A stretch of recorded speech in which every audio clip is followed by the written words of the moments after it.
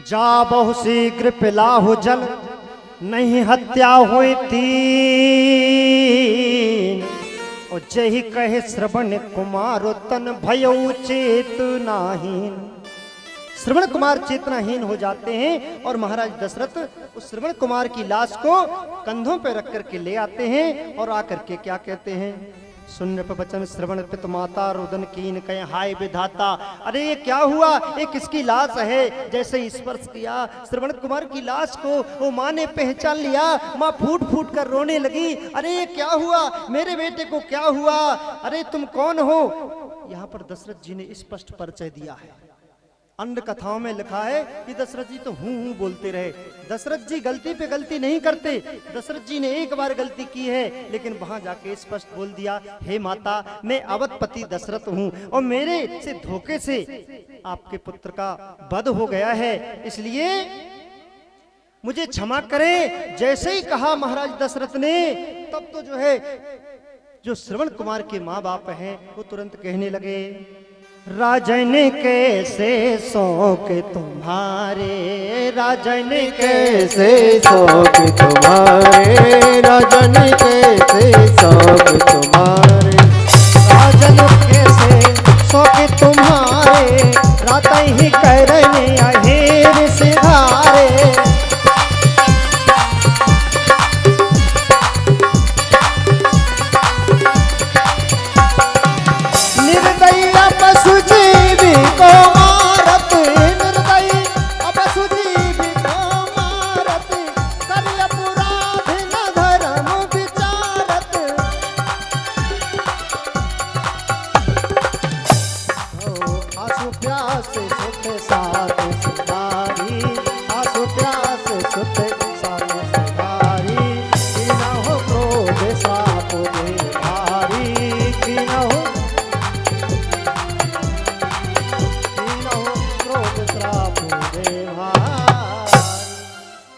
जो गति पूत बिछोए हमारी और सोई गति अंतिम हो ये तुम्हारी। आज जिस प्रकार से हम अपने पुत्र की याद में तड़प तड़प कर मर रहे हैं उसी प्रकार से हे राजन वही गति तुम्हारी होगी। यह कहे तजे शांत बन प्राणा ज्ञानवती संकीन पयाना। ये कथा यहाँ तक आपने सुनी है इसलिए आपकी समझ में आ गई, लेकिन आगे की जो कथा है वो थोड़ी सी अलग है। वो क्या है अलग,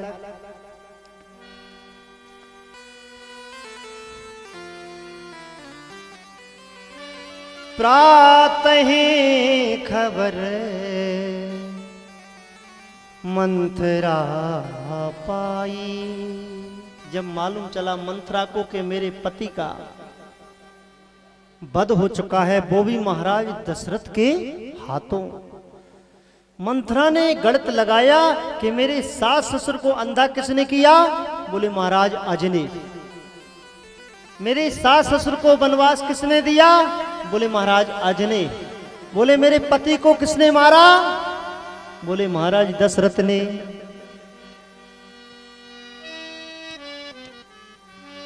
कि हा दुख असय महीपति दीने, हा दुख असह महीपति दीने। उन्नयना सास ससुर पति छीने, नैना सास ससुर पति छीने।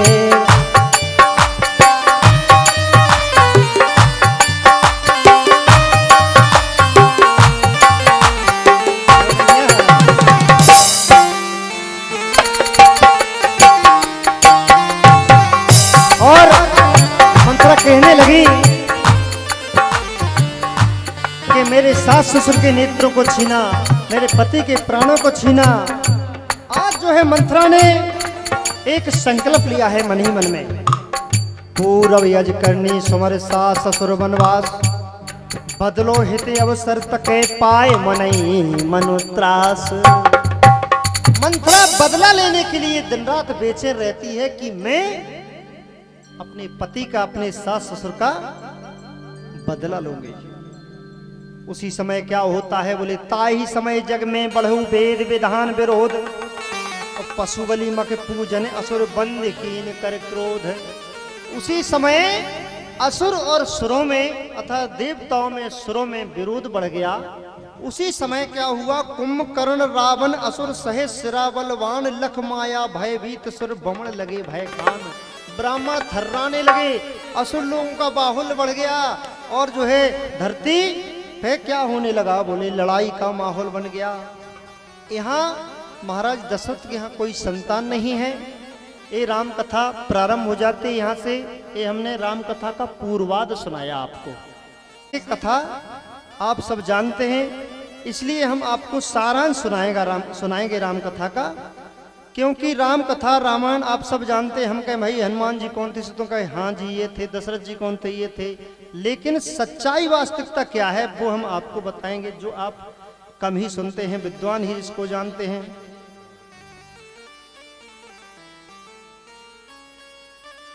बोले वाके बिहारी लाल की जय, बलखंडेश्वर भगवान की जय। एक सुंदर राम का भजन सुना दो, जब तक थोड़ा सा आनंद आ जाए। एक सूचना, जिसके पास छोटा सा पल तैने चेतने ही ये अवध सुधामा,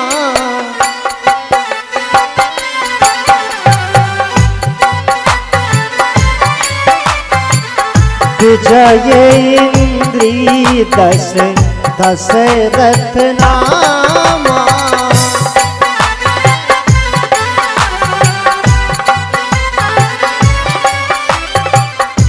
भगत कौशला हृदय सुधर्मा, भगत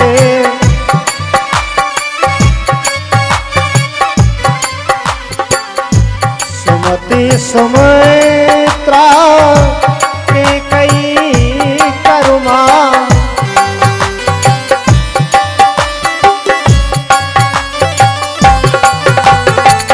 सुमति सुमित्रा के कई करुमा।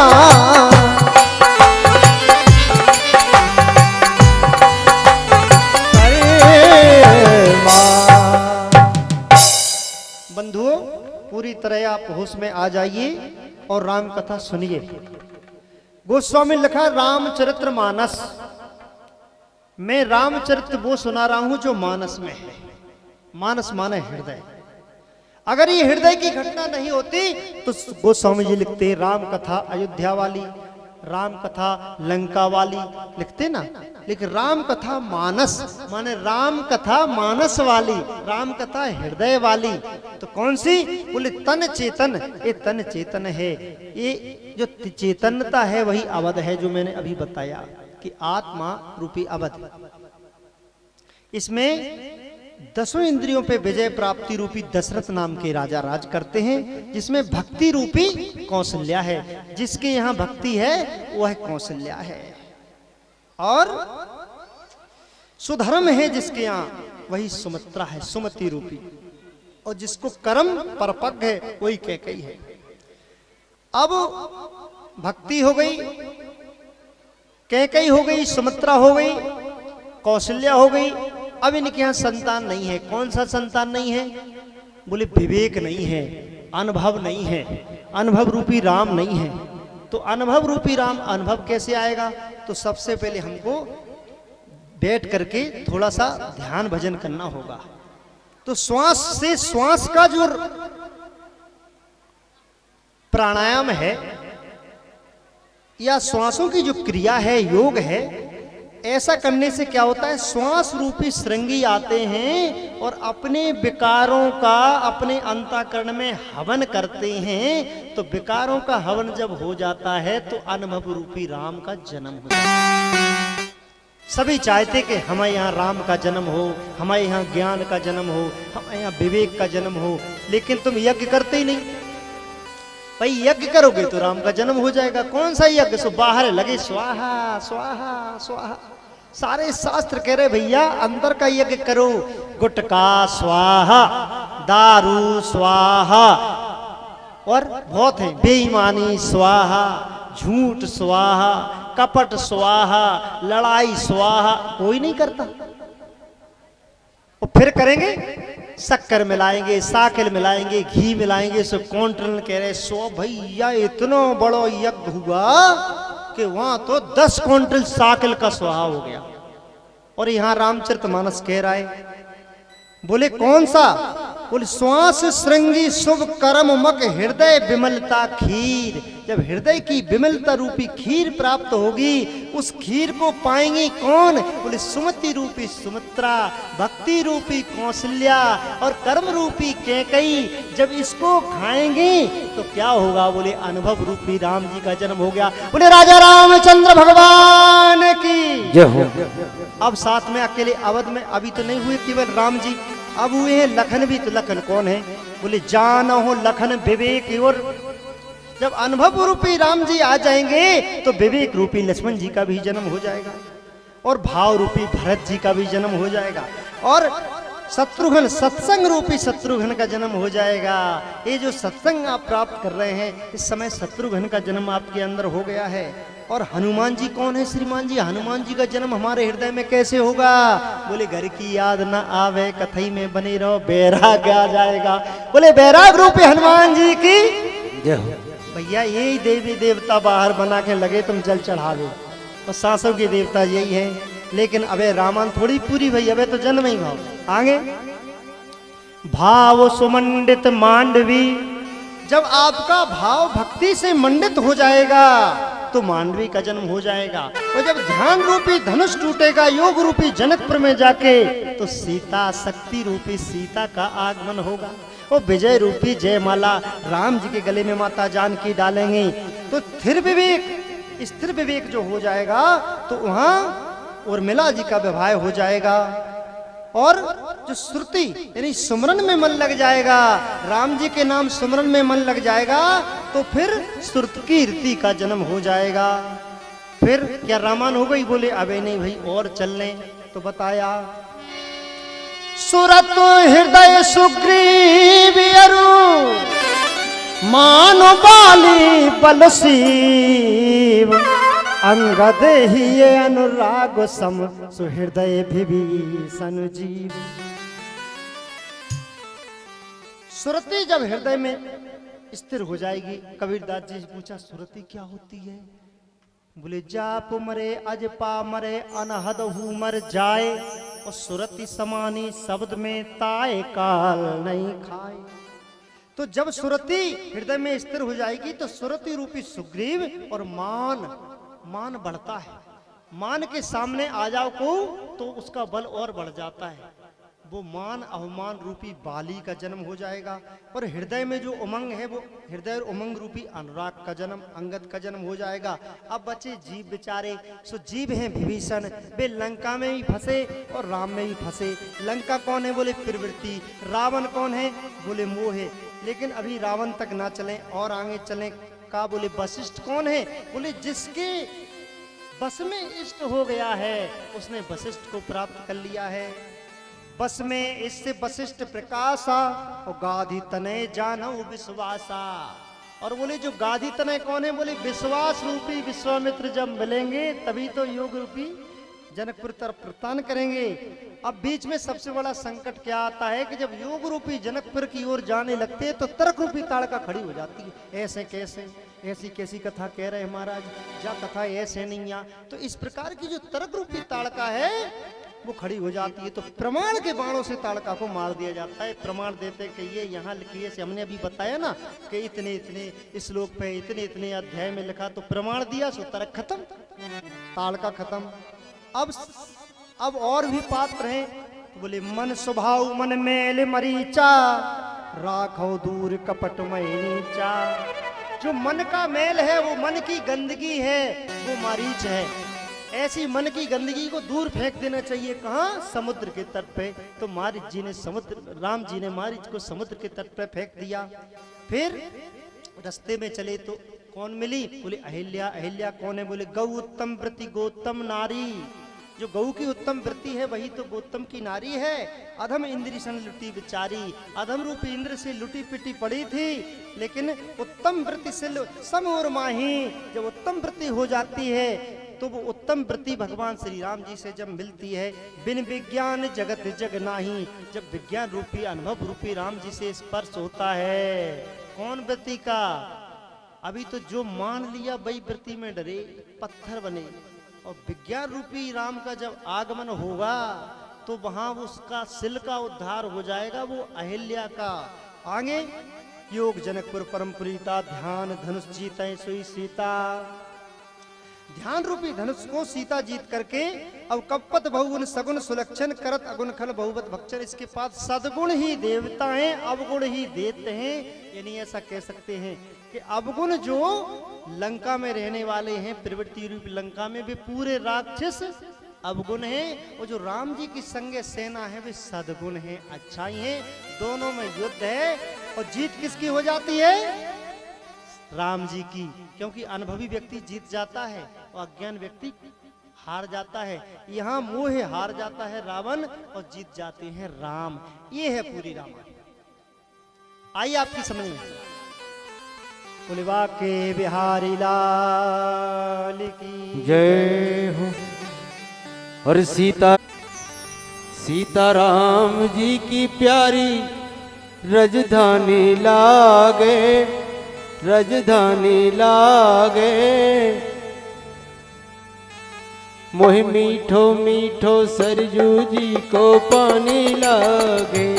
सीता राम जी की प्यारी राजधानी लागे, राजधानी लागे, मोह मीठो मीठो सरजू जी को पानी लागे।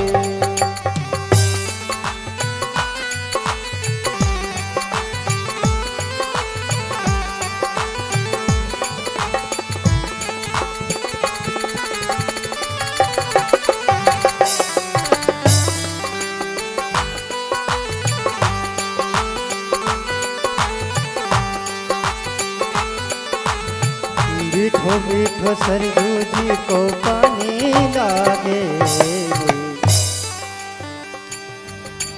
धन कौशल्या धन के कई धन सुमित्रा मैया, धन कौशल्या धन के कई धन सुमित्रा मैया हो। धन कौशल्या धन के कई धन सुमित्रा मैया, धन कौशल्या धन सुमित्रा मैया। धन भूप दशरथ के आंगन खेलत चारों भैया, धन भूप दशरथ के आंगन खेले चारों भैया। धन भूप दशरथ के आंगन खेले चारों भैया। मीठी ओ मीठी तोतली रसीली हर की पानी लागे, की पानी लागे, ओए मीठो मीठो सरयू जी को पानी लागे। मीठी तोतली रसीली हर की पानी लागे, हर की पानी लागे, ओए मीठो मीठो सरयू जी को पानी लागे।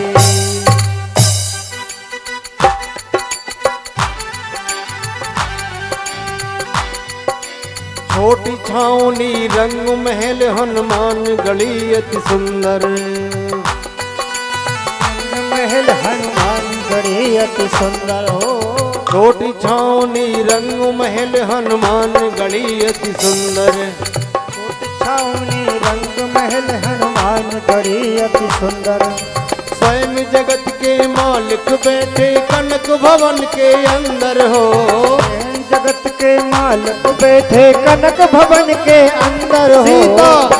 सीता सीता सीता जी की शोभा सुख की खानी लागे, सुख की खानी लागे, मोए मीठो मीठो सरयू जी को पानी लागे। श्री राम जी की प्यारी राजधानी लागे, राजधानी लागे, मीठो मीठो सरयू जी को पानी लागे। सीता राम जी की प्यारी राजधानी लागे। मीठो मीठो सरजू जी को पानी